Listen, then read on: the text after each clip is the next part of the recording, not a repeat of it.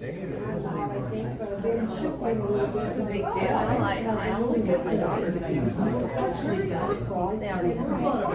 And even if you don't agree with someone, you get to hear what they say, and it will bolster your opinion because you say, I hadn't thought about that, I can defend better. So. And that's when I have friends from all backgrounds. Because Alright, welcome, y'all. We're about 1 o'clock on time. Curtains still down. Globe theater, no curtains here. Better than black. We're here today for a signal event. I think Isabella Giordano is going to presenting us with two fabulous women out of Shakespeare's lore. The first piece that Isabella will help us with to show us through is Joan, the Virgin, Joan of Arc, who has taken the toll of the English army big time and has now finally been caught, and she's about to, we know this as the audience because we've heard this story, we know she's about to get burned at the stake. And she has a set of positions that are unusually Shakespearean, and you'll hear them as Isabella does that. Those of you with whom I've spoken before know that I am a fan of Shakespeare's women. I think they're outstanding characters, every single one. I got a beat, I like all of them. The guys tend to come from morality plays and old Greek stuff with the mask. Right? I'm Henry the Fifth, no, I'm actually Henry the Sixth. Yeah. So it's the women are to speak. So we're doing that, and she'll have some help in that. Her dad is Rickey, and the shepherd, and I'll play two small parts that are in there, which are what I call throwaway lines. They're there to support the shepherd and Joan. And I'll do that. Then we're going to have a break, just so Isabella can, have some whiskey and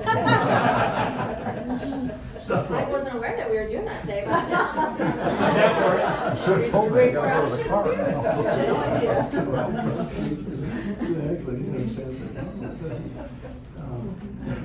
That's what they done at all about. yeah. And then do our second scene, which is the Henry VI Part 3. The first is about Henry VI Part 1 is all about Joan, and 2 is kind of about Kate and all the idea of people taking over. And 3 is the end of the wars and the Lancastrian Yorkian battles have been fought, and we have in this battle the victorious Queen Margeret, Henry's wife, has subdued York. The Lancasters have subdued Yorkians, and it's a very tough scene. And Isabella will be playing the vicious queen, and helping her out will be Ray, who is going to be our Duke of York. The victim. The victim. You're used to that role, aren't you, Ray? Who forgot the spike? Right? Sylvie. The spike. Share the chair over there. Right in the middle. You get to read. And after that break, we'll have a break there. And then I've asked Isabella if she would be kind enough to just field questions from all of us who are entranced by people who actually have the verve and the talent and the ambition and stick-to-itiveness and all the stuff it takes to be a good actor. And I think it's certainly fascinating. And so we'll have a chance to ask her some questions. She's kindly agreed to answer them as best she can. And there are some things which should be out of bounds, so we'll just stop that. But we're also. I felt that comment was aimed at. I saw you coming in. And this will also be filmed, so that the chance to show it around the center at later times will exist too. And so I think with that, if Madame is ready, then what we'll do is we'll start off with Act 5, Scene 4, Henry VI, Part 1. And Sitting or standing or? I think you'll want to stand when you do your part. Yeah, I'll be sitting because I'm gonna sit here and I'm gonna stand. And we have Joan and her dad, the shepherd. This is a shepherd's outfit. You know, and so, just a quick background. Joan's on her way to be executed, and she's. For those of you who are not familiar with it, let me just spend 1/2 second. The English were bound and determined to maintain their ownership of Normandy, just that idea, that part of things. And Henry VI was this little kid.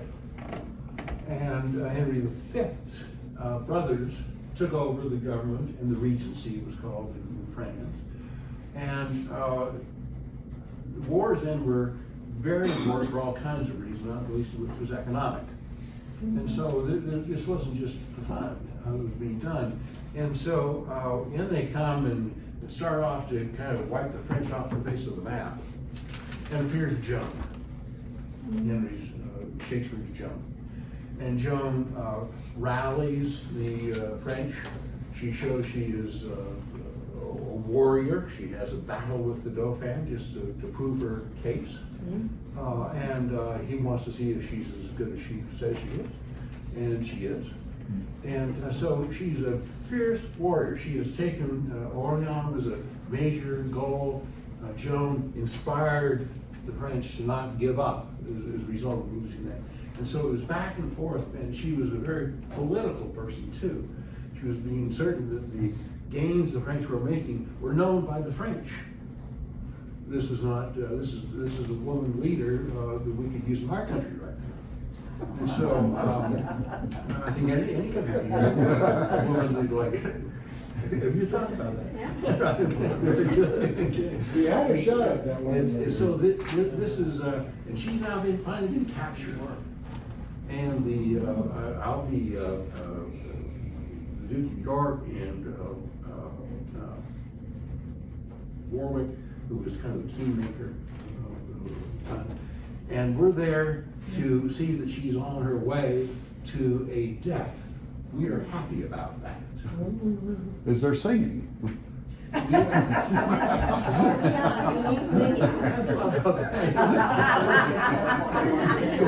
Joan could sing the rain every day. She could sing that. So we're very unhappy. She knows what's happening, and she's not a bit pleased about this, but this is a warrior person. And the shepherd, you'll see the shepherd's reaction to all of this as we go through here. So I want to make sure that if you have in your mind this, I don't do Henry V do the prologue. You know, this is a stage. Imagine the horses clapping the ground and so forth. And so that's our setting. So with that, we'll get with it, huh? That's it. Okay, and I'll start right off, and York and York and Warwick in one person. And I've come in, Dad's come in, Pucelle is and York says, "Bring forth that sorceress condemned to burn." Joan, this kills thy father's heart outright. Have I sought every country far and near, and now it's my chance to find thee out? Must I behold thy timeless cruel death? Ah, Joan, sweet daughter, Joan, I'll die with thee. Decrepit miser, base ignoble wretch, I am descended of a gentler blood. Thou art no father nor no friend of mine. Out, my lords, And please you, 'tis not so. I did beget her, all the parish knows. Her mother liveth yet, can testify that she was the first fruit of my bachelorship. Graceless, wilt thou deny thy parentage?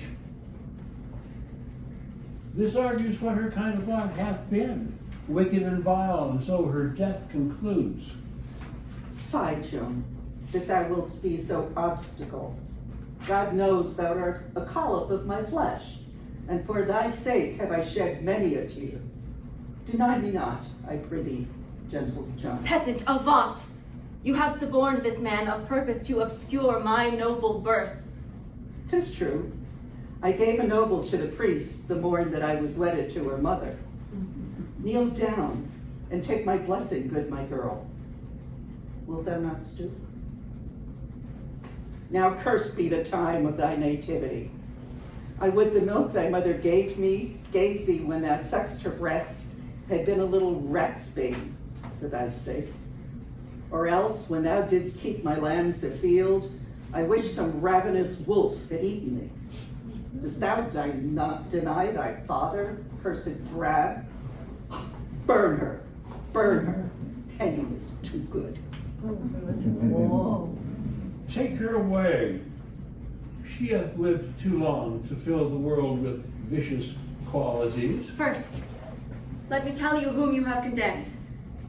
Not one begotten of a shepherd's swain, but issued from the progeny of kings, virtuous and holy, chosen from above by inspiration of celestial grace to work exceeding miracles on earth.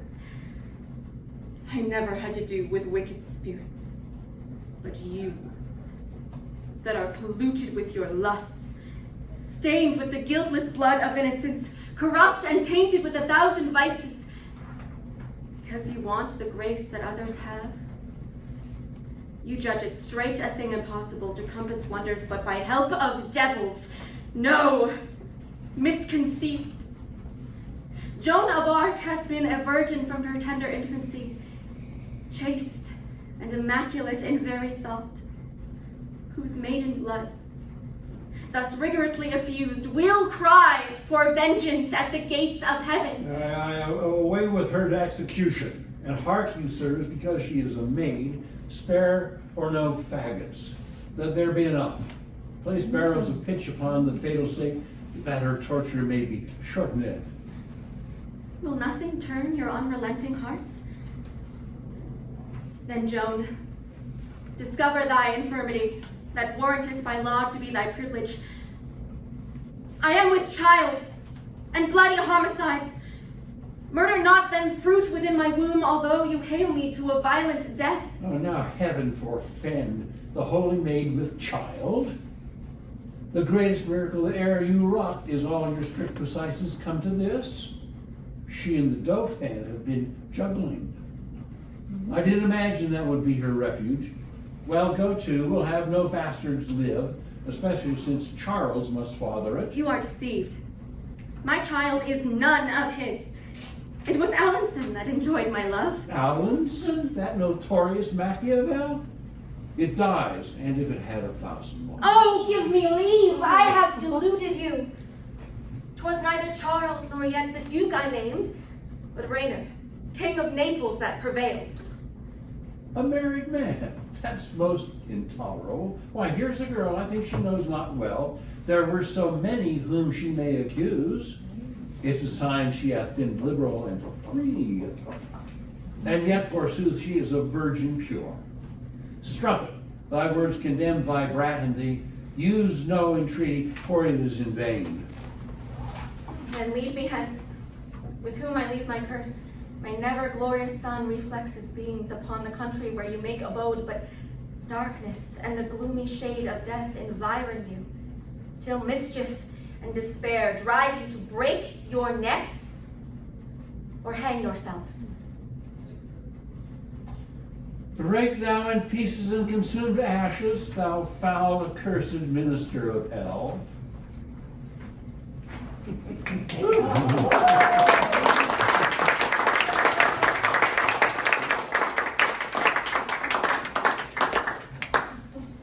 You did have an awful lot of choices there. Alanson, Charles. Yeah. A lot of options, you know? Couldn't make up your mind or what? They're all cute. Well, when you're a virgin. Well, I'm chaste and pure of a virgin. By the way, I had 14 affairs, but those don't really count. Yeah. There is one thing, you just give Isabella a chance to, Well, you won't change 2 documents, did you? You heard the name Alanson in here.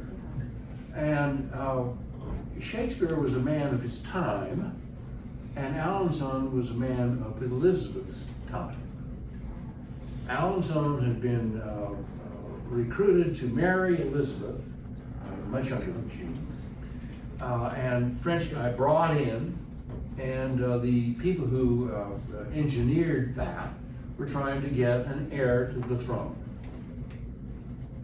They were sick and tired of Mary Queen of Scots, Catherine de' Medici, Elizabeth, Queen Mary, all these damn women. And things were not going well with all these damn women. And so one could argue that it was time for a guy to show up. And so an awful lot of pressure on Elizabeth at age 45, at the time of this writing, to have an heir. And that was a big deal in those times. It was the big deal. And so everything else, I'm a farmer, and I would go work from 5 or 4 o'clock in the morning until about 1 or 2. Mom would take what we got out of the cow yesterday and the other food and turn it into edible stuff. That's what she did until 2 o'clock. And then we went off to the Globe with the theater or the Curtain or the Rose place and listened to wonderful people like Isabella tell us stories. So Shakespeare brings in Alanson so that we, the groundlings, can see, there's a reference I can take home with me, kind of like the song. I saw somebody do a musical the other day, musical, up and down the musical. I loved it. So his name is not even there just for fun. Alanson was being singled out so the groundlings and the people, the nobles around could hear that Shakespeare said, this guy Alanson maybe isn't always cracked up to be. Had sex with my heroine Joan. Right. You ready? Okay. Well, now we're going to get into Henry VI, Part 3, and we're near the end of the wars, and I'll just read you a little synopsis. Was this Folger? Yeah. Thank you. No, you don't. It's fine. And the synopsis of Folger is, at the Battle of Wakefield, York is captured by the victorious Queen Margaret, Prince Edward, Lord Clifford, and the Earl of Northumberland. They put a paper crown on his head, and after telling him about Rutland's murder, Rutland is York's youngest son. They torment him by giving him a handkerchief dipped in Rutland's blood to dry his tears. York is then stabbed by Clifford and Margaret, who orders that his head be placed over the gates of the city of York. We're going to start over here, Isabella, here when, just before the Queen comes in, and we'll have York. York has now been subdued on the field, has been captured, and he's under the control of Margaret's people, and he begins. You ready?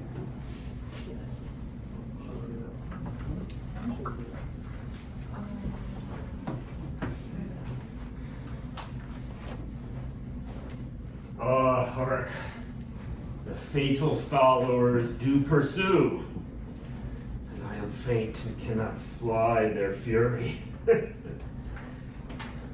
Were I strong, I would not shun their fury. The sands are numbered that make up my life. Here must I stay, and here my life must end. Come, bloody Clifford, rough Northumberland. I dare your quenchless fury to more rage. I am your butt, and I abide your shot. Yield to our mercy, proud Plantagenet.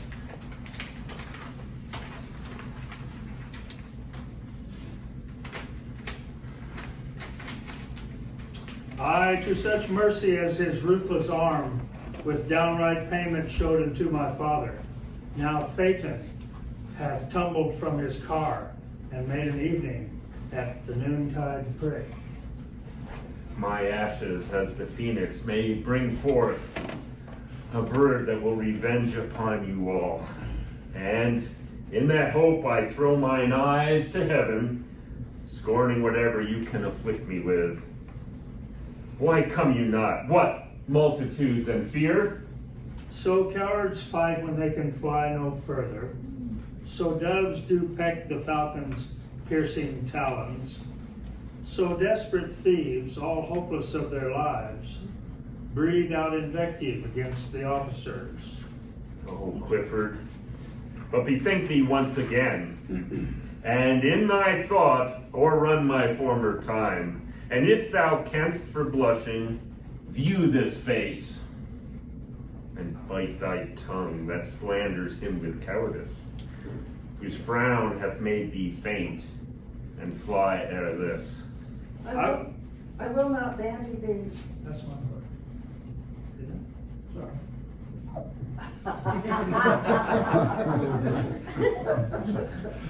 I will not bandy thee with word for word, but buckler thee with thee blows, twice two for one. Hold, valiant Clifford. For 1,000 causes I would prolong the traitor's life. Wrath makes him deaf. Speak thou, Northumberland. Hold, Clifford. Do not honor him so much to prick thy vigor, though to wound his heart. What valor were it when a cur doth grin for one to thrust his hand between his teeth, when he might spurn him with his foot away? It is war's prize to take all advantages, and 10 to 1 is no impeach of valor.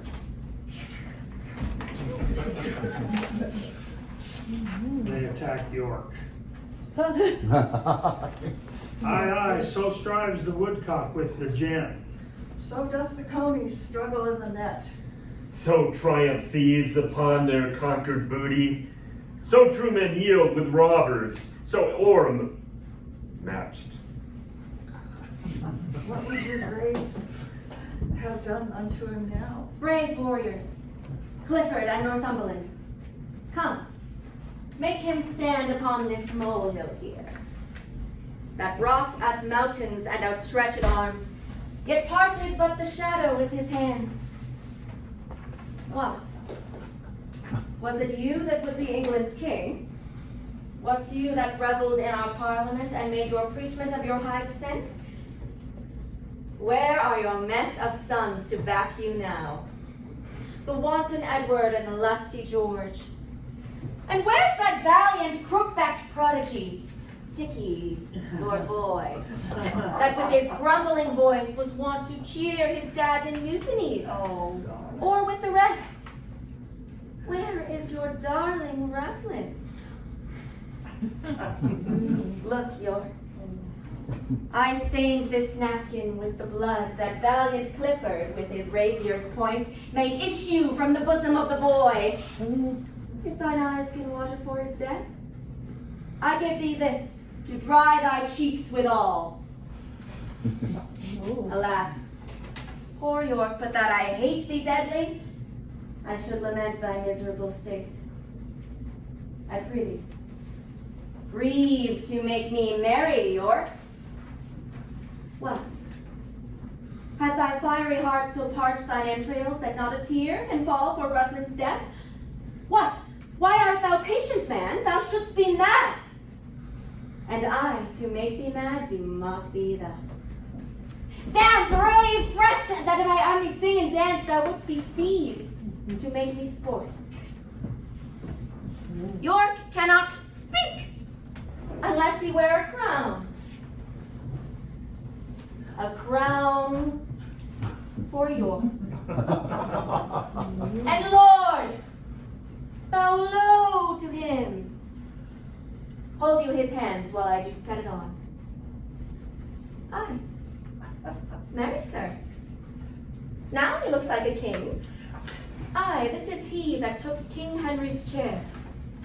And this is he was his adopted heir, but now, how is it that great Plantagenet is crowned so soon and broke his solemn oath? As I bethink me, you should not be king till our King Henry had shook hands with death. And will you pale your head in Henry's glory and rob his temples of the diadem now in his life against your holy oath? Oh, 'tis a fault too unpardonable. Off with the crown, and with the crown, his head. And whilst we breathe, take time to do him dead. That is my office for my father's sake. Nay, stay, let's hear the orisons he makes. She-wolf of France, but worse than the wolves of France, whose tongue more poisons than the adder's tooth, how ill-beseeming it is in thy sex, to triumph like an Amazonian foal upon their woes whom fortune captivates, but that thy face is vizard-like, unchanging. Made impudent with the use of evil deeds, I would essay, proud queen, to make thee blush, to tell thee whence thou camest, of whom derived, were shame enough to shame thee, wert thou not shameless. Thy father bears the type of King of Naples, of both the Cecils and Jerusalem, yet not so wealthy as an English yeoman. Hath that poor monarch taught thee to insult? It needs not, nor it boots thee not, proud queen, unless the adage must be verified that beggars mounted run their horse to death. 'Tis beauty that doth oft make women proud. But God, he knows thy share thereof is small. 'Tis virtue that doth make them most admired. The contrary doth make thee wondered at. 'Tis government that makes them seem divine. The want thereof makes thee abominable.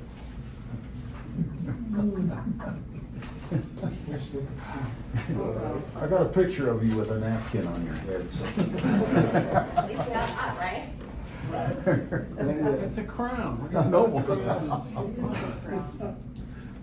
Thou art as opposite to every good as the Antipodes are unto us, or as the South to the Septentrion.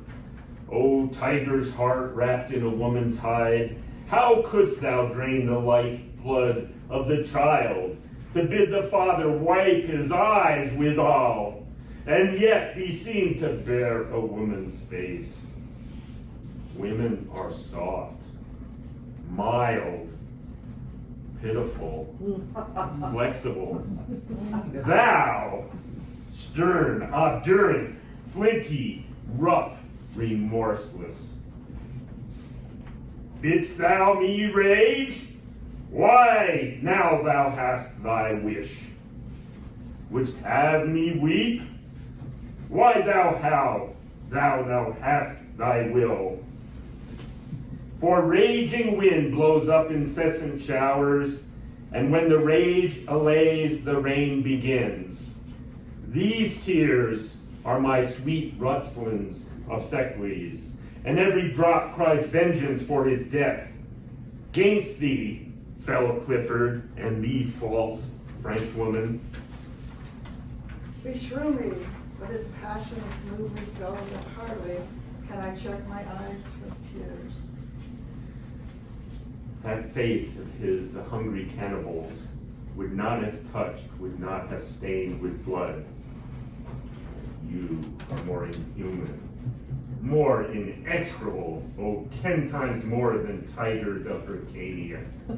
See, ruthless queen, Atlas' father's tears, this cloth thou dipst in blood of my sweet boy, and I with tears do wash that blood away.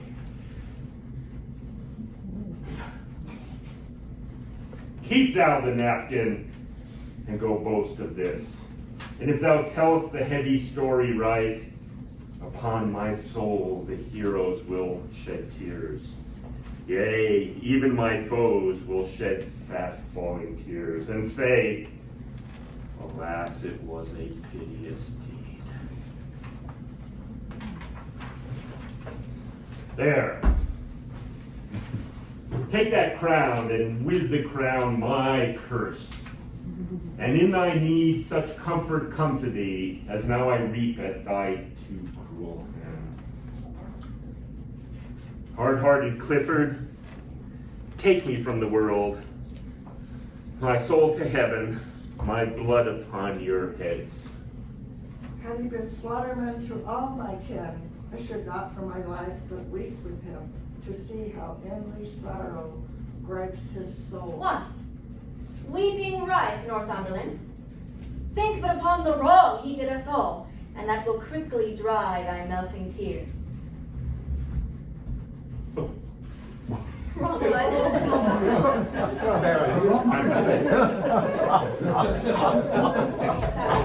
we're all done. Here's for my oath. Here's for my father's death.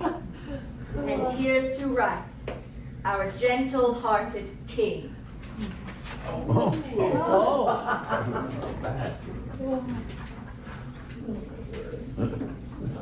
Open thy gate of mercy, gracious God. My soul flies through these wounds to seek out thee. Off with his head, and set it on York gates, so York may overlook the town of York. Dr.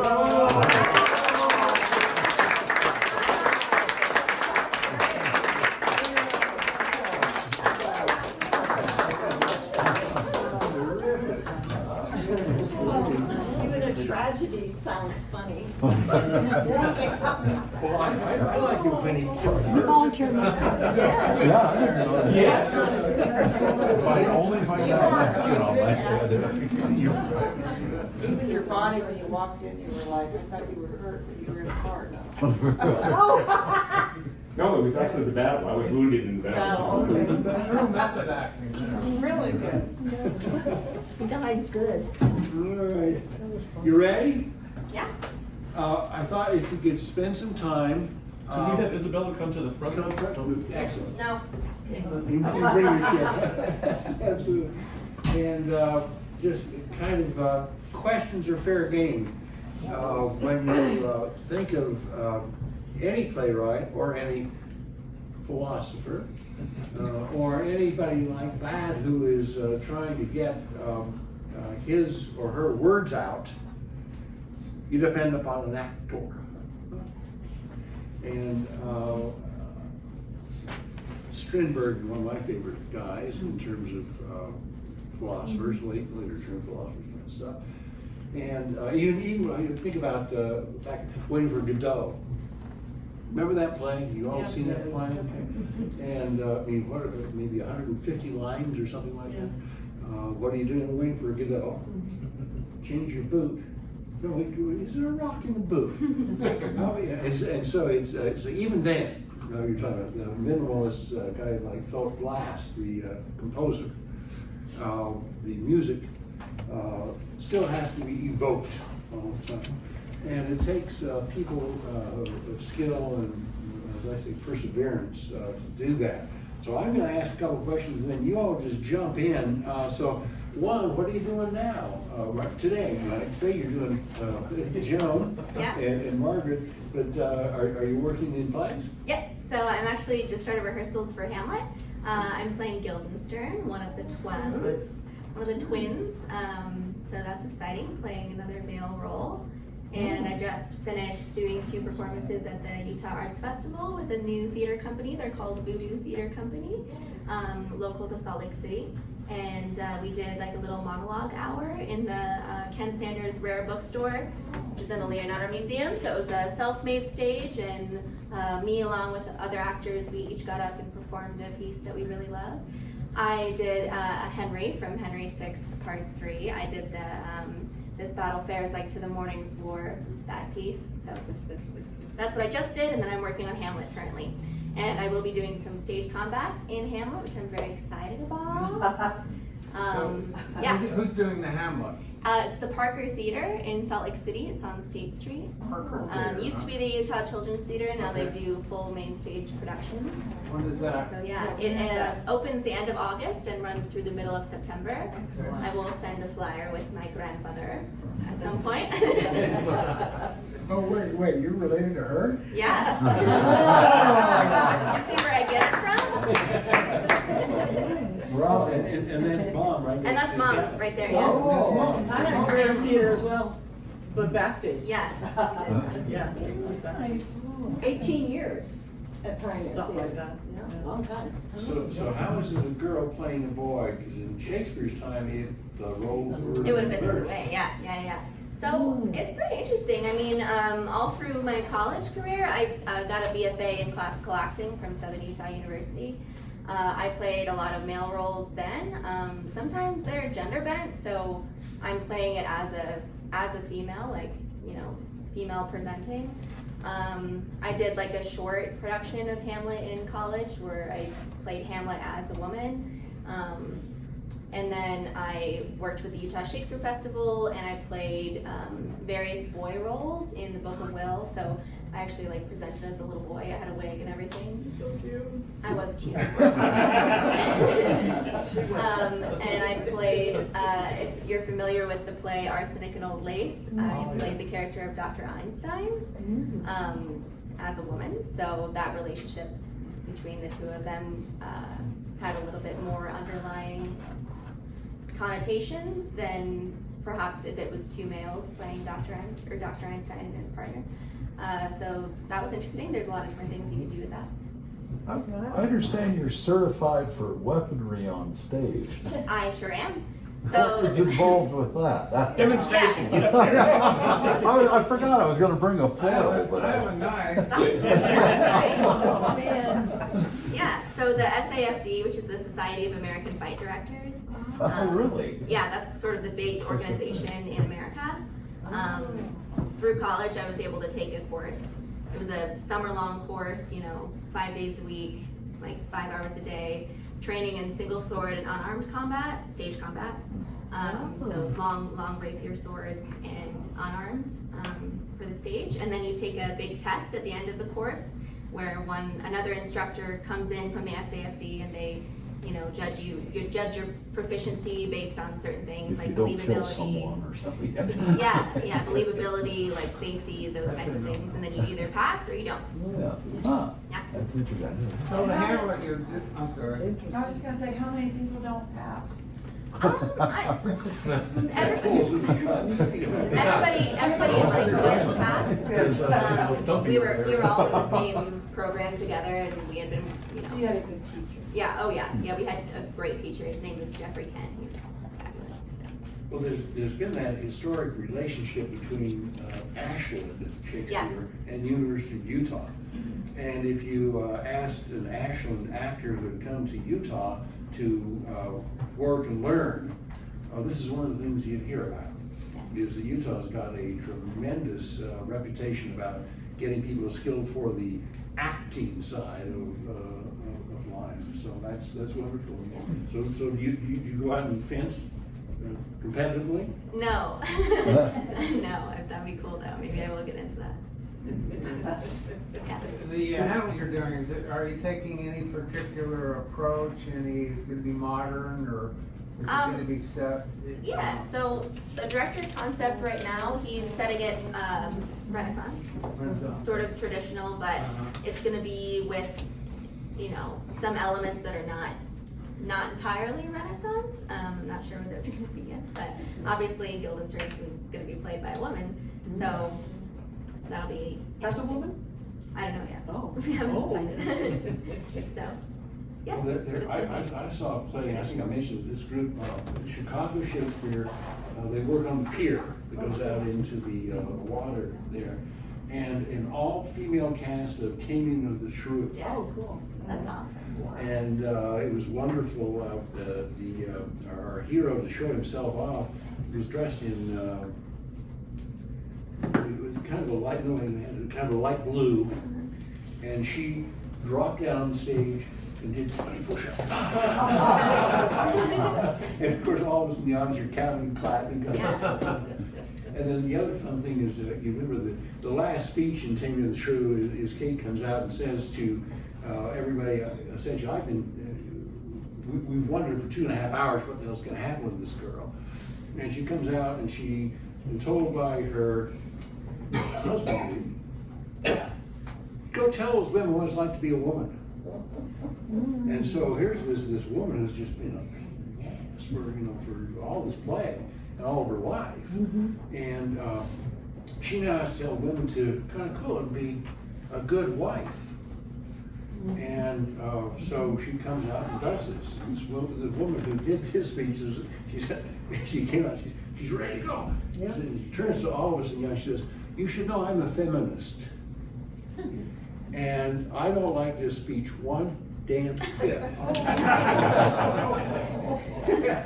I want to tell you that you should hear that because, of course, our position is our position and should be respected. And she then did a nice job of that, and then gave the speech. I thought it was fabulous.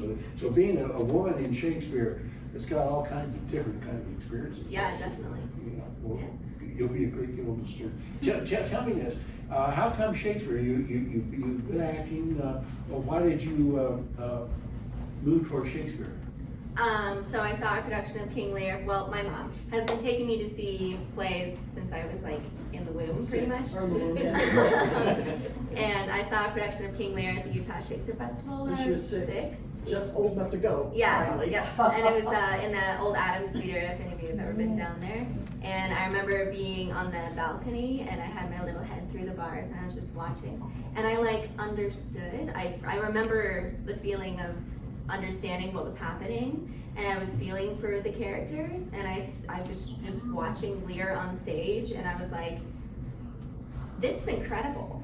I don't think I knew that word as a 6-year-old, but I was immediately entranced with that. And so, I kept going to the Shakespeare Festival with my family and seeing multiple shows, and I just loved it. And then when I got to middle school, I had the opportunity to audition for some plays. They were musicals or whatever, but I just remember being in that audition space and having the light hit me.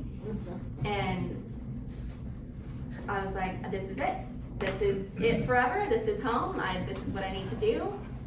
And I just really got involved with Shakespeare, especially in high school. I participated in the high school Shakespeare competition and, doing monologues in competition style and performing with ensemble groups, and learned a lot about Shakespeare and studied it, and it was just like, it's what I want to do. And I got some scholarships to Southern Utah University for that, and I just decided to major in classical theater. How do you prepare for Shakespeare? Do you worry about the history? Do you worry about the content? Do you worry about the lines? How do you prepare to do a Shakespeare? How do you prepare to do? Yeah, so it really depends on the production itself. It depends on what character I'm playing as well. So if it's something where, the play is being set in a more historical context, or if it is one of the history plays, like, you need to know a lot of history if you're going to do any of the Henrys, right? So yeah, it really depends on what the direction is going. With the particular role I'm playing of Guildenstern, it's more about the acting and what me and Rosencrantz can sort of bring as far as that goes, because Rosencrantz and Guildenstern, they don't monologue. They don't even speak in, regular iambic pentameter. They just speak in prose most of the time. And so that's more about character driven. But I always mark the text, especially if it's like, a character like Margeret or something. Marking the text, making sure I know where the right inflection is, studying that particular speech, actually knowing what you're saying is probably the most important part of Shakespeare. Yeah. What do you mean by marking the text? Could you go to that a little more? Yeah. So One of the first things I learned when I got to college was took a Shakespeare class, and it was all about marking out the meter. So a lot of Shakespeare is written in iambic pentameter. So you've got 5 feet in a meter, da da da da da da da da da. Unstressed, distressed, unstressed. Exactly. Yeah. And so that if the speech is in perfect iambic pentameter, your script. I've got some things in here. If you don't mind me passing something around. We charge extra for that. You always tell a good Shakespearean actor. Yeah, it's hard to like explain this. But if you just pass one of those around, maybe we can do this one. I'm gonna take a look and pass it around. So these are some monologues that I've done in college. And if you can see, I've got the beats marked out. So I've got unstressed, stressed, unstressed, stressed. And if there is an abnormality in that, there's a reason for that. Yeah, if there's a variation for it, there's a reason for it. So that's what I mean. You'll see, like, and then I sort of translate some of the things that need to be translated, mark it into sections. So can I follow up with Linda? Yeah. Have you ever played with? We looked a little bit about original pronunciation. Yeah. Have you ever played with that? Have you ever? Yeah. So in my Shakespeare, like, actual history class, we dabbled in original pronunciation. And that was interesting.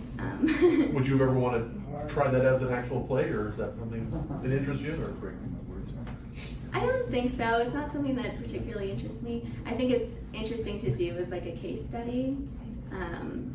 But sometimes when you're speaking that way, it's very hard to understand. And audiences, contemporary audiences don't understand that, Did you have something? What's that? Oh, Did you have something? it's sort of a very basic question. Yeah. I know how I did it, and I want to hear how you do it. Somebody gives you a script, you're assigned a part, and we're going to do the play. How do you memorize the lines? So with Shakespeare, I find it's pretty easy to memorize. I mean, I've done it for like a long time. Yeah. But especially if it's rhythmic and it's written in iambic pentameter, it was written for people that couldn't read. In Shakespeare's time, they would memorize in a day. And they weren't always people that were, higher up in society. They were just people like us, just doing plays.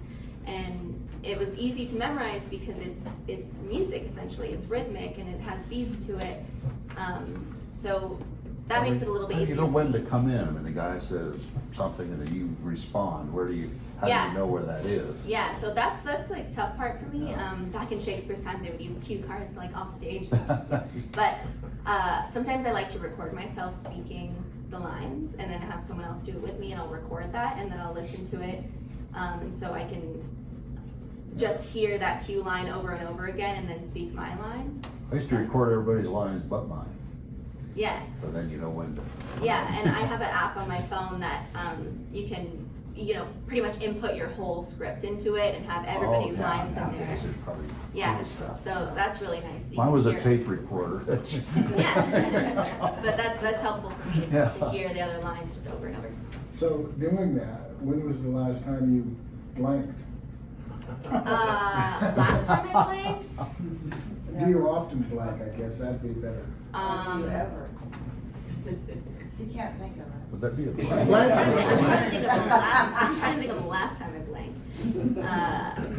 I mean, I feel like I blank all the time, but it's there. It's in my brain. And Right. sometimes, like, you have a moment when you're performing or doing a piece and you're saying something, and you like snap back. And at least for me, like you like snap back into reality, and you're like, oh God, I'm on stage. What's my line? And then it comes. Yeah.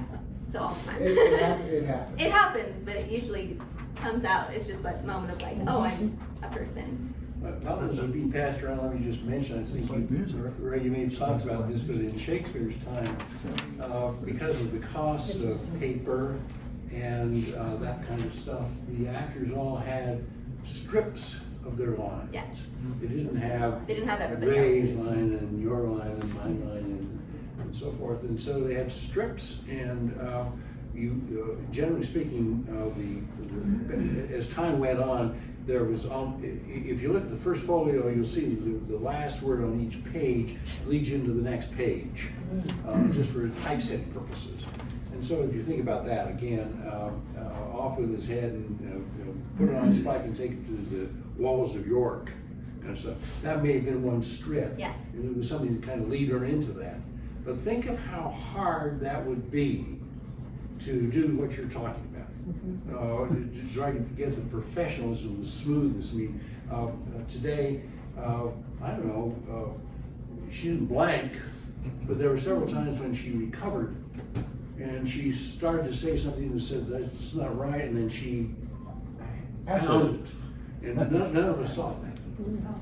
And so that of course is a problem. Apparently you great. She's a pro, and so I think the point is such a valid point about how do you remember this stuff? What happens when you go blank? If you read stage directions, not so much in Shakespeare, but more in Johnson and Marlowe and those kind of guys. But you'll see that what's really going on there in stage directions is giving people a chance. You know, Jack he's out there dancing. What he's really trying to do is give the next line a chance to get ready. And so it's really hard. Let me ask you this question. I think Ray had a question. He's been raising his hand for a while. Oh, no, I just have it. Oh. I thought you had a question. You didn't. Quite often these performances go over periods of days or weeks, maybe even months. And I suppose at the very end, your last performance, you guys have it down really well. But on an opening night, things are probably a little rocky. Maybe tell an experience of what you've had on an opening night experience and how you recovered from it or went on with it.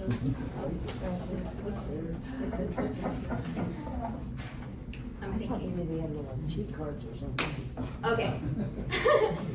So opening night, well, I have a couple of these, but opening night of Richard III when I was in college, I was playing Queen Margaret. We were doing it in the Ingolstadt Theater. I don't know if you remember this, but I had this headdress that was silver and it looked like Maleficent. It had these huge horns on it. And I had this beautiful long train off the headdress and I had a train on my gown as well, and I'm sort of like hunched over and like, you know, I'm like fully dressed to the nines. And we had these very narrow steps coming down from the balcony of the Ingolstadt Theater all the way down to the bottom of the stage. And I say a line and I'm speaking as I'm coming down the stairs and my train on my headdress gets caught. And my train on my dress gets caught. And I'm like, what?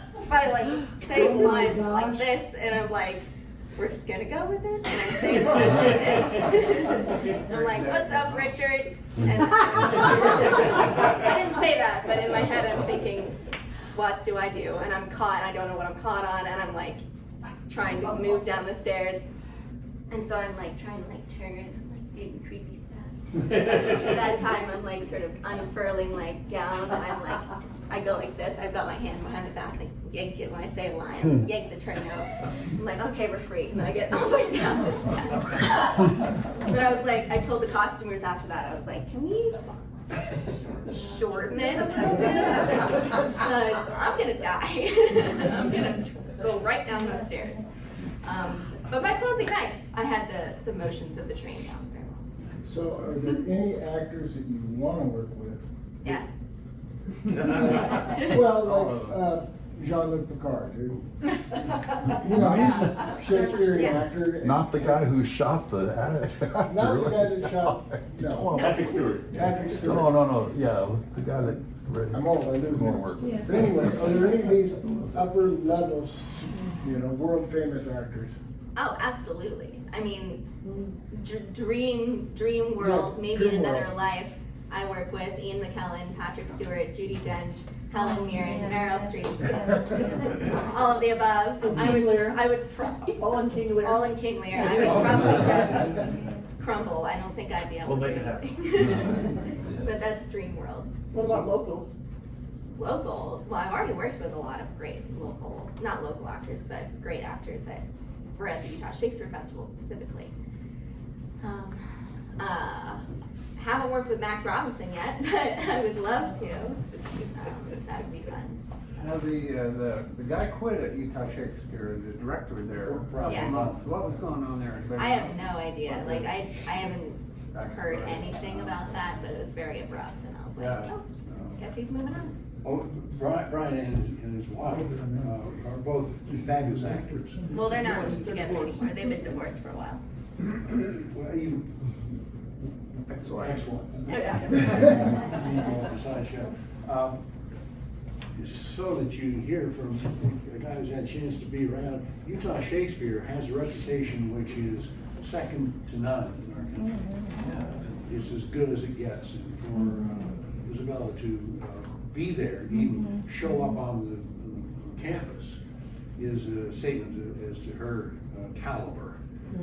It is a first-rate company, and I think people who come to act there come not just because it's in Cedar City, Utah. It's because it's Utah Shakespeare. So I think that's Brian Bond, fabulous actor. Which is what he did with Stones in His Pocket. Oh, yeah. And that showed him off to his best.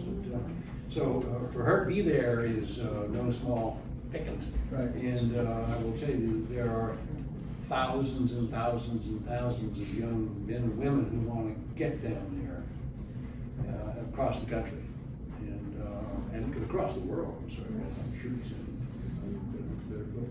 that's terrific. I have a question. I would like you to kind of tell them when you were understudy for Richard III as a youngster, and that one actor got sick. Yeah. And you just had a couple of hours to prepare, how the other actors were supportive of you. Yeah, so that was very dramatic. And that was something that that was a negative, well, that specific thing wasn't a negative experience, but they definitely gave me too heavy of an understudy track. I was understudying Queen Margeret for Henry VI parts 2 and 3. And she also played other various roles. So all the actors played like 3 roles. So I was basically understudying 9 roles, and 3 of those were lead roles. And I was also understudying in other shows. So they gave me far too heavy of an understudy track. And what was Brian's statement to you? What? I knew you could do it. Yeah.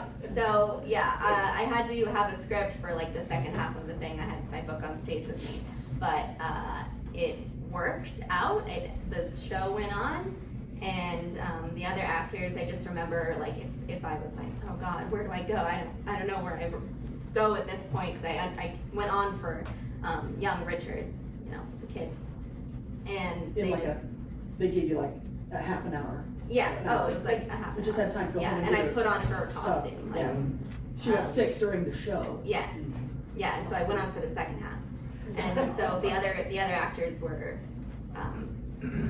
you know, acting, but they would also like guide me around, especially Wayne. He was great about that. They were really supportive and helpful with that. And then I went on 2 more times, and then I went on for that. So that actress, she had West Nile virus, and so I went on for her minor roles in Macbeth as well. So.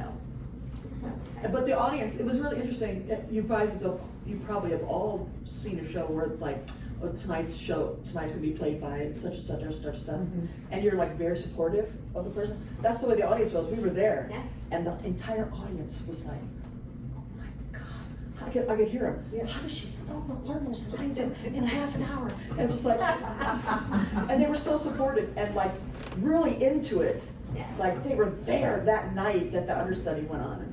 It was just magical. Yeah. And it was cool, like, because I had to do the combat for it as well, and I just was thrown into it. And luckily, I remembered most of the combat. And then when I understudied for her roles in Macbeth, it was young Seward at the very end having the death scene. I remember, like, I did it. Like, did the combat correctly. I died, and I'm laying there on stage like this, like dead, and I'm like, I did it. And Josh Jeffers, one of the other actors, he carries me off stage, tall guy. And he picks me up and he throws me over his shoulder. I'm like, I did it. I'm like, oh my god. So that was fun. Yeah. What's your favorite role so far? That I've played or that I've played? Hermione from Winter's Tale. Yeah. It's a tie between that and Queen Margaret, but I really was like invested in Hermione, and yeah. So were you really dead at the end, or did you? I felt dead. I was like, Were you a I'm dead. statue? Do your pose. Oh, so in Winter's Tale, Give us the secret. I was standing on the podium because the actor that was playing Leontes is like this, like he's like 6'5" and I'm like 5'0". So I was standing on the podium as a statue and I had a veil on me and I was like this. For like 15 minutes. With my eyes closed. I was like, don't fall, don't sway. Yeah. So, let me ask a question. You're right on this thing about this whole business about the acting is what I call blocking. You have to, all the time, you have to interact with the other players, and as if you were living that scene. And there's the audience out there. You know, I mean, you have some audience behind you in England, but it's out there. So this whole business about blocking and how you do this kind of maneuvering and sword fighting. Talk about that a little bit. Is it hard or is it natural? Yeah. So once I got into stage combat and I got certified with that, another branch of the SAFD and something that Jeff Kent, who is our instructor, is interested in is intimacy direction in theater.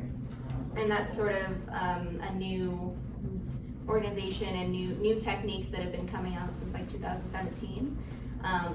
A couple of the organizations have like merged into other bigger organizations, but it's this idea of maintaining safety and all of the things that you do when you're performing, when you're sword fighting or when you're fighting somebody on stage, maintaining all of those boundaries, the safety, the connection with the other actor, but in an intimate scene.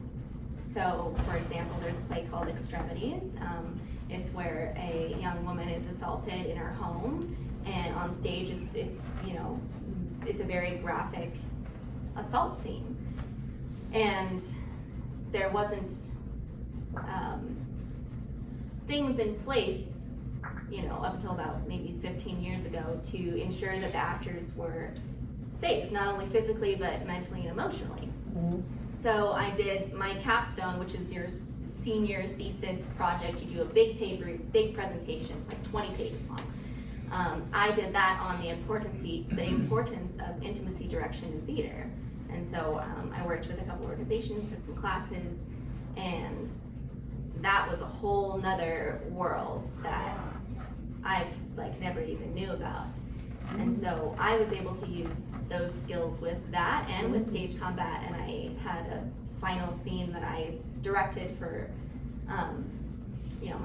my final paper, and it was two people, and they had a scene where one of them assaults the other person sexually, and there's some combat in that as well, and I was able to stage it safely and keep the actors safe, and it was a pretty moving performance, but there was nothing actually happened between the two actors. Like, there was no actual contact between them that was not priorly consented to.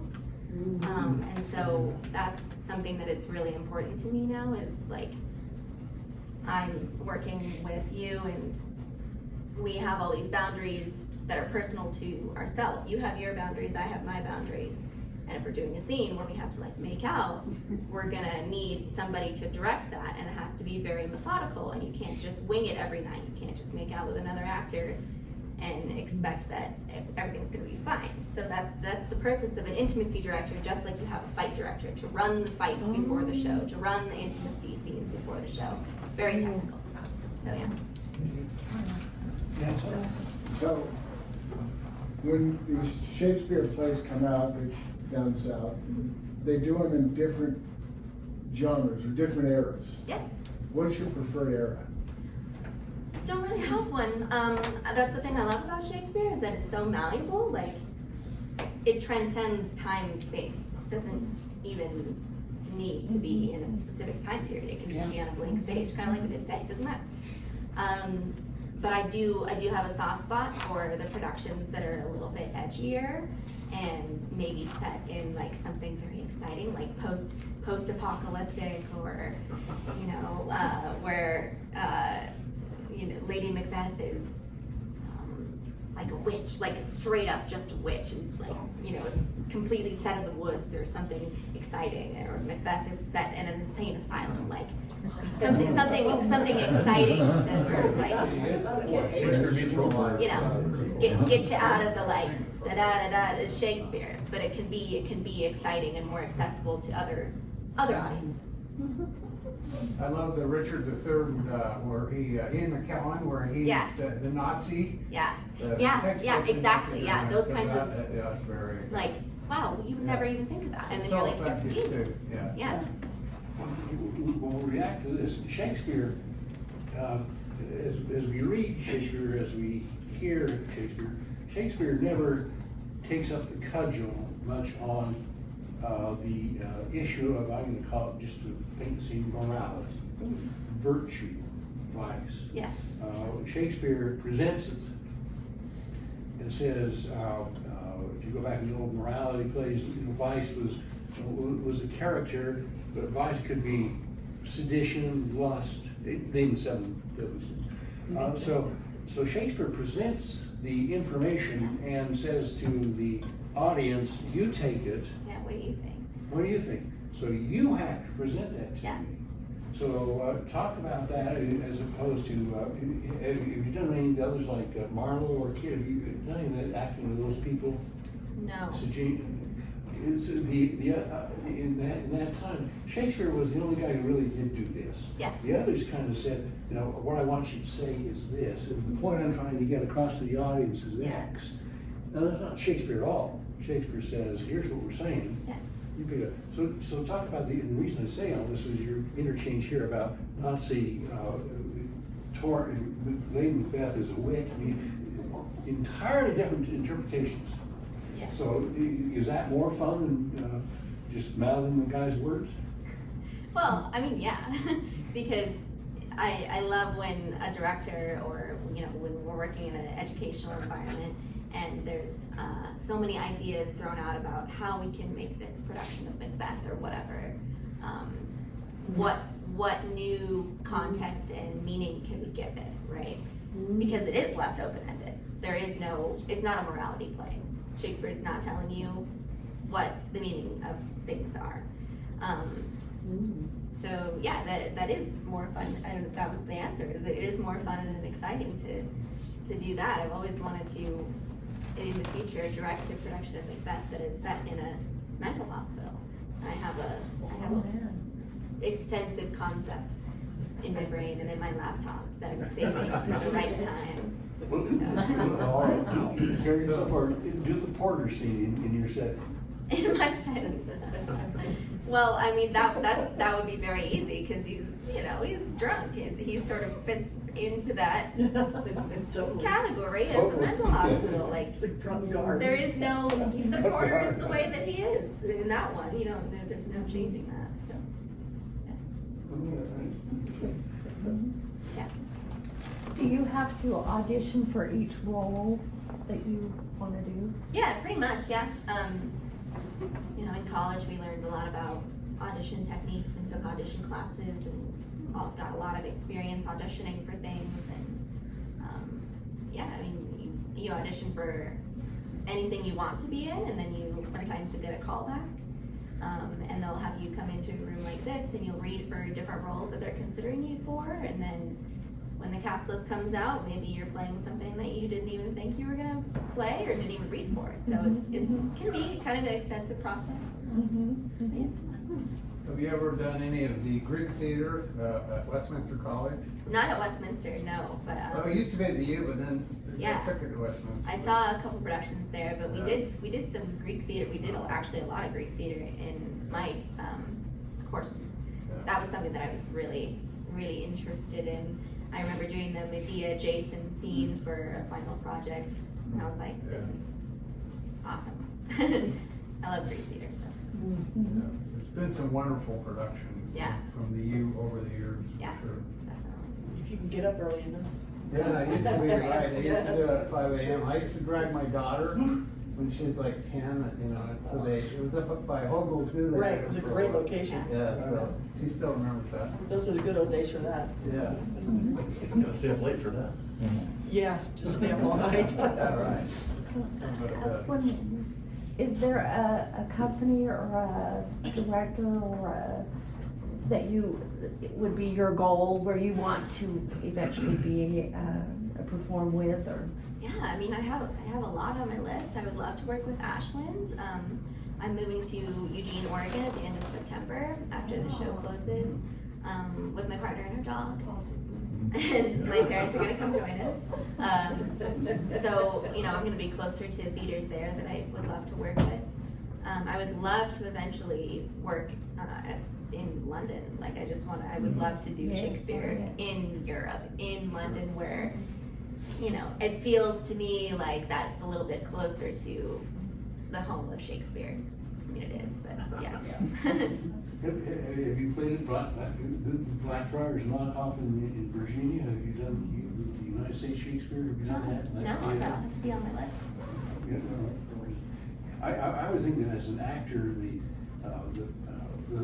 incredible thing about Ashland to me is the number of people who can see a play and still feel intimate, and that works because of the physical layout. Yeah. And all, if you would, the different, I'm going to call it stages, just to use the word. And so if you did Anthony and Cleopatra, 44 scenes. I mean, so 44 scenes, think about that. 44 different scenes in a single play. That's a whole damn bunch, you know? Yeah. And you probably do that in Ashland. It'd be really hard to do it in the Blackfriars Knockoff in Staunton, Virginia.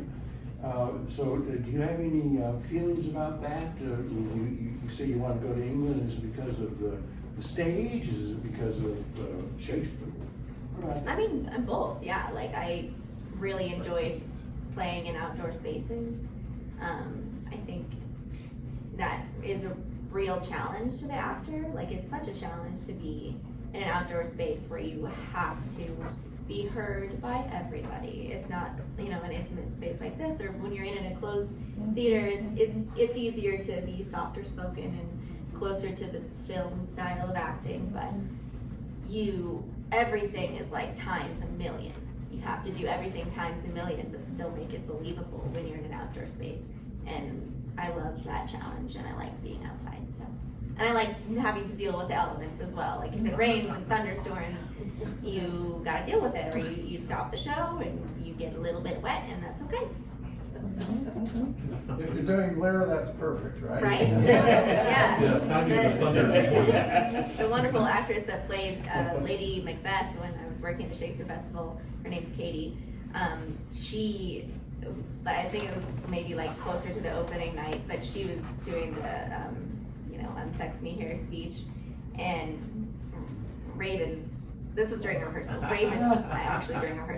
ravens gathered on the top of the Ingolstadt Theater, and I was just backstage watching her because I'm like in love with her and she's amazing, and I look up to her, and I'm just like backstage sort of peeking around.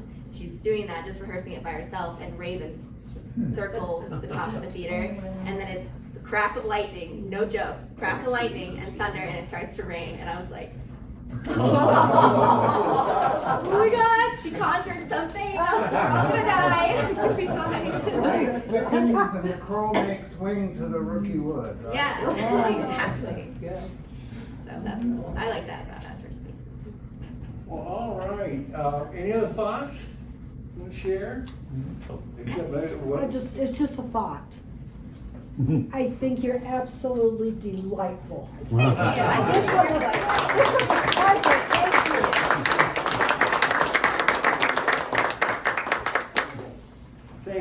very much. Thank you for having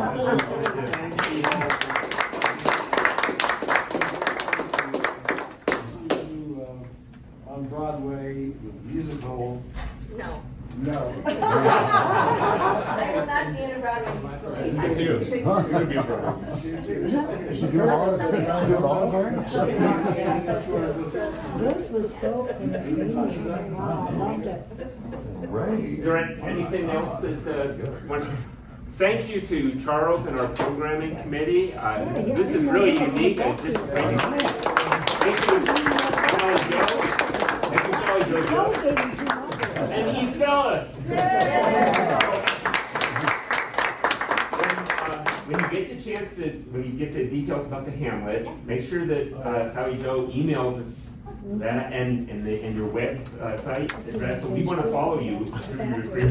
Maybe we'll do a trip up to Oregon. Yeah. Yeah, road trip. Road trip. So thank you. We'll be meeting here 2 weeks from now. We'll be doing the famous victories of Henry V, reading that. And then 2 weeks after that, on the 27th of July, we'll be starting Henry IV, Part 1. Fun stuff coming up. So thank you for those who participated. You have great talent. Yeah, great talent.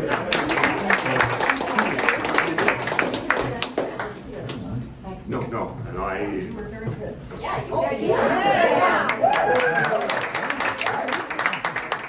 Any other things announcements? You wore the crown well. I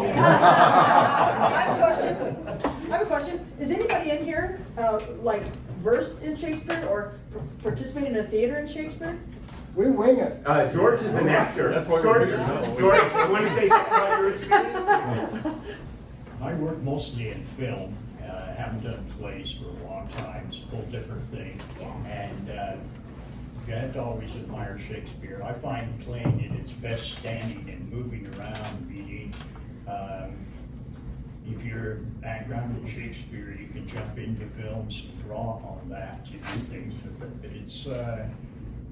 it's just iffy. It depends on the production and what you want. Film is so different than I worked 2 days last week. They typecast me now, so I don't even have to audition for things. It's the jacket, right? It's a great hair. It's a great hair. You're a judge, right? I played a judge last week. Really? About 3 weeks ago, I played a crystal meth dealer. Judge. One or the other. Boy, that's an extreme. Filmed in Barley's Canyon with highway patrol cars all around our big Lincoln stretch limo and a rustiness, of course. And, that was good. And the best thing about all this is I get paid for it. And I still work a lot. And some days, some months, I don't make a lot. And it's enjoyable. As far as the acting goes, you have to admire a person. Shakespeare is hard. When you go to an audition nowadays, they don't want to even hear Shakespeare. It's just like, well, we're not going to do that. It's so different that we want to know how you sound like a Vietnam vet, or we want to know how you are when you molest this little girl over here, or something like that. And that's the kind of auditions they have for. It's a typecast. Well, they draw from that to get a whole pool of people. So, well, we didn't like them for this role, but this one over here they'd be great for. So, what do you think about it? And then to really work, you have to have an agent, and they find things you never know about and never hear about. And a good agent can make you extra money. I got to get me extra cleaning money, to wash my Levi's and I wore on the set. Wow. My own clothes, and it's just great. I had to be caution with even reading in this class because a couple of years ago I stepped out of my contractual agreements with Screen Actors Guild, and they penalized me for still 6 months. I couldn't even work for them. You're not being paid yourself. There's a lot of reasons. The Utah SAG office is actually in Denver. It's just, it's amazing, to watch players. Go to the Pioneer Memorial Theater and just watch it. I work with the University of Utah student actors a lot, just to go there and advise and to do things. Sometimes we'll sit in for a couple of different agencies that give classes. You be careful of this, because they all give classes. It's mostly to separate you from daddy's money. It's a lot of fly-by-night outfits, and but I go and I sit in and I'll just jump in and teach a role that they've been doing or something that they are. I had 5 girls from the University of Utah come down in an acting class they were taking, and they're just kind of all over the place. And so I suggested they do one called 5 Women Wearing the Same Dress. It's about bridesmaids, it's about wedding. They came and practiced it all. I have a video of it, it's really fun. When I got an A in their class. Oh, cool. That was just a suggestion I had. If you want to see some real good acting, it's not such on a big scale. Salt Lake Acting Company. Yeah. They do a lot of one I'm thinking of in particular. Basically a 2-person show, Venus in Furs. Oh, yeah. They performed maybe 4 or 5 years ago. We do That's like new one plays to go too. see.